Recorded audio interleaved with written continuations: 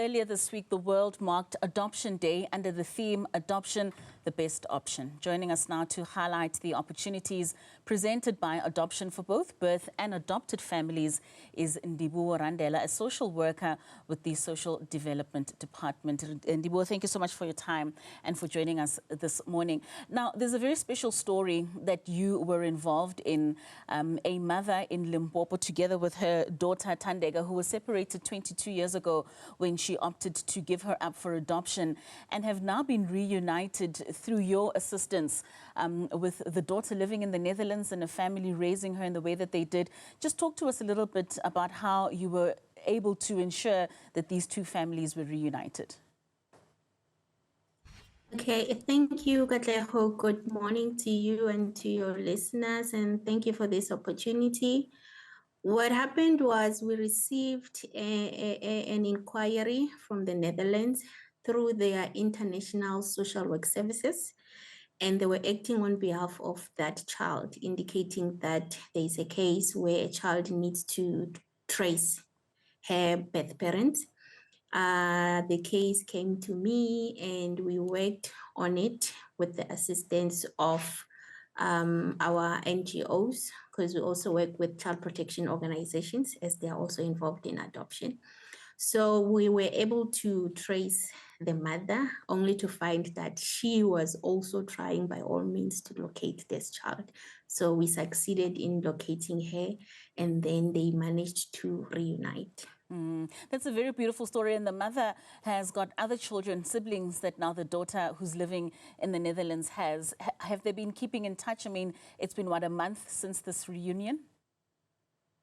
Yes, they have been. You know, with social media, everything is so easy. I remember even when it was just us social workers who were facilitating the contact and the reunion of the child and the mother, we discovered that the siblings, the brothers, had already found a way to contact her on social media. So yeah, the contact is still continuing even now. And that's a very beautiful story, Ndivuhwo. I mean, 22 years is a very long time. Does the department keep records of such adoption cases for such a long time? Are people able to still come back to your department when they're looking for loved ones that have been put up for adoption? Yes, they do. As long as the child has reached the age of 18 years, that's when they become a measure, then they are able to make that request for their adoption records, which we keep until the records disintegrate. We don't throw them away. We keep them until, yeah. Right. So we marked World Adoption Day yesterday. Just talk to us about the different adoption services that the department has in store. And are people educated with regards to the processes of adoption?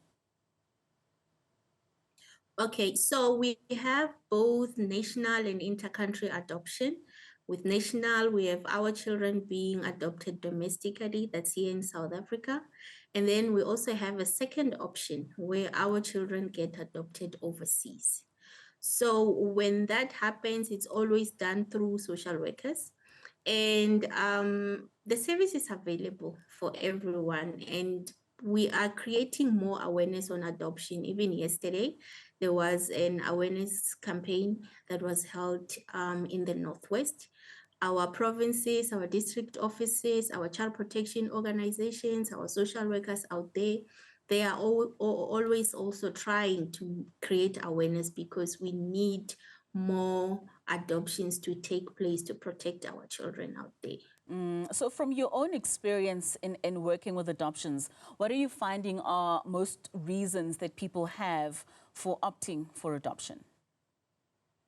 Okay, so people have different reasons for adoption, and each case is treated on its own merit. Some cases are very sad because it could be a rape case, but then the mother would rather avail their child for adoption because maybe the presence of that child is a reminder of that very painful experience.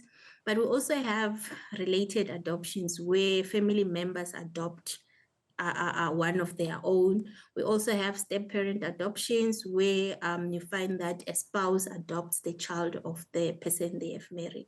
And very lastly and quickly, Ndivuhwo, Are there any misconceptions, especially within Black communities, when it comes to adoption? Are you finding that more and more African families are opting for adoption?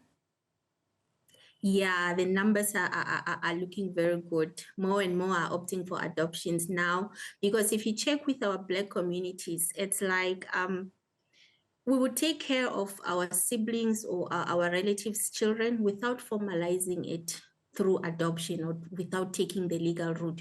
But already, if your sibling passes away, automatically you know you're supposed to take that responsibility of taking that child. However, we are not legalizing it, and that is where we are coming in, saying, please do the right thing, adopt that child through the legal route, so that this child can enjoy the benefits that a child that was biologically given birth by you would enjoy, because adoption is the best option. It certainly is an option. Ndivuhwo Randela, social worker in Limpopo, thank you so much for your time and for educating us with regards to adoption this morning.